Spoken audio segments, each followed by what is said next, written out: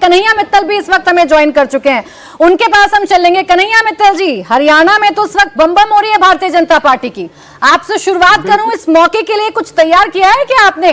कैसे करेंगे सेलिब्रेट इस खुशी को? जी, सबसे पहले तो हमने जो गीत गाया था और इंडिया टीवी के इंटरव्यू में भी, कॉन्क्लेव में भी हमने गाया था उसको, जो राम को लाए हैं हम उनको लाएंगे, हरियाणा में फिर से भगवा लहराएंगे। तो उसी गीत को मैं आज गाना चाहता हूँ और ये भगवान की कृपा है कि जिस जिस स्टेट के लिए हमने इसको गाया है वो स्टेट में जरूर सरकार बनी है और हिंदुओं ने अपना पुरजोर समर्थन दिखाया है। और साथ में संघ के लिए कहना चाहूंगा, उन्होंने बहुत मेहनत करी हरियाणा में।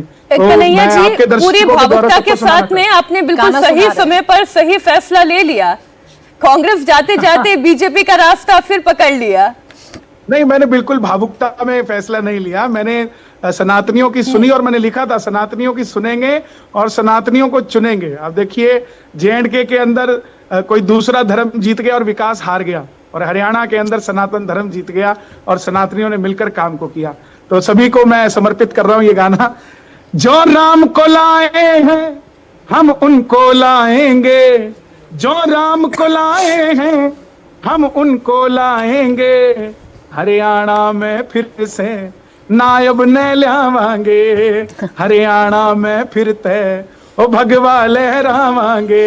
और ये जलेबी जलेबी ज्यादा चल रही थी तो उसके लिए भी लिखा है मैंने कि हिंदुओं को कोई भी फरेबी ना भाएंगे, हिंदुओं को कोई भी फरेबी ना भाएंगे, इस बार हम भी तो इस बार जम करके जलेबी हम खाएंगे। कन्हैया मित्तल जी, एक मिनट। हाँ मित्तल जी, पहले आप इधर से उधर गए, फिर उधर से बहुत जल्दी इधर आ गए, आपने हवा को जल्दी भांप लिया, कांग्रेस वाले नहीं भांप पाए थे क्या? नहीं, मैं ना उधर से इधर से उधर गया था, ना उधर से इधर आया हूं। मैं जहां था मैं वही हूं। मैंने जनता की सुनी और जो जनता की सुनता है वो हमेशा फायदे में रहता है और हमेशा सुनना भी चाहिए।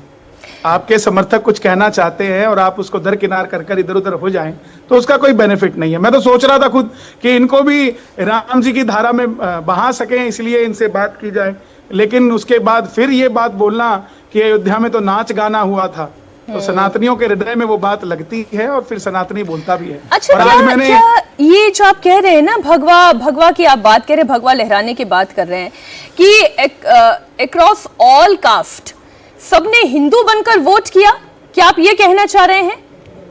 बिल्कुल, सबने सनातनी बन के वोट किया। जो डर लग रहा था कि जिस तरह MP इलेक्शंस के अंदर, यूपी के अंदर जातिवाद का सबसे बड़ा रोल रहा, वही जातिवाद हरियाणा में भी ना फैल जाए, तो उसको देखते हुए यहाँ सनातनियों ने एक होकर वोट किया है और सनातन की ये भगवा लहरा है। पवन, कन्हैया जी, आपने पिछली बार ये डिफेंस किया था कि जो राम को लाए हैं हम उनको लाएंगे, वो किसी पार्टी के लिए नहीं लिखा था। आज जब ये गाना आप जब दोहरा रहे हैं तो ये गाना सनातनियों के लिए या बीजेपी के लिए, स्पष्ट कर दीजिए। ये हमारे नायब सिंह सैनी जी के लिए है, जो कि हमारे मित्र भी रहे हैं, हमारे बड़े भाई भी है, और उन्हीं के लिए इस गीत को हमने गाया था। और उस मुख्यमंत्री के लिए मैंने गाया जिसको लोग फेल कह रहे थे, मनोहर लाल खट्टर जी, जिन्होंने कभी भी भ्रष्टाचार का समर्थन नहीं किया, ना भ्रष्टाचार का साथ दिया। पहले मुख्यमंत्री वो रहे जिन्होंने अपने कॉलेज, अपने होटल, अपने स्कूल्स के ऊपर कंसंट्रेट ना करके जनता को समर्पित किया और अपना जो घर था वो भी एक लाइब्रेरी को दान देकर आ गए। तो मैंने उस समय भी कहा था कि जनता अगर ऐसे मुख्यमंत्री के कार्य को भी नहीं समझती तो जनता चाहती क्या है। ये बात तो कन्हैया जी आपको पहले से पता थी, बीच में आपकी नाराजगी, राह बदलने की खबरें, उस वक्त क्या हुआ था? नहीं, ये नाराजगी बिल्कुल भी कोई पार्टी से या किसी और से नहीं थी। सिर्फ और सिर्फ, फिर से मैं कह रहा हूं, यही दोहरा रहा हूं कि जो लोग कांग्रेस के अंदर हैं, राम जी को नहीं मानते, उनको भी हम चाहते थे कि राम जी की धारा में आए। सनातनी हैं तो सनातनियों का साथ दे।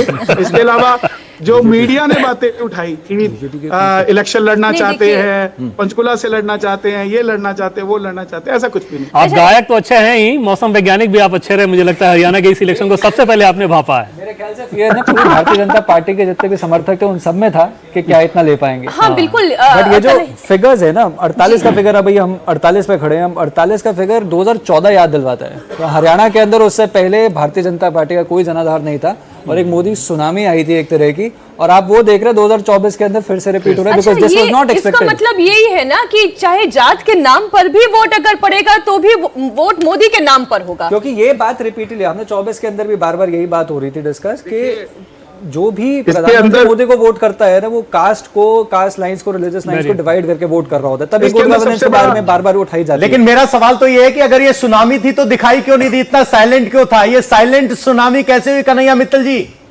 देखिए, छत्तीसगढ़ वाली साइलेंट सुनामी हरियाणा में आई है।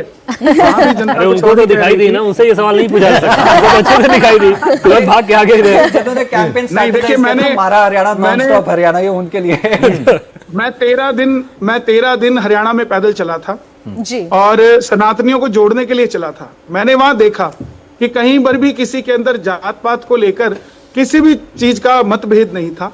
हम लोग जहां जहां लगभग हम 350 किलोमीटर पैदल चले और गांव-गांव मैंने कवर किया।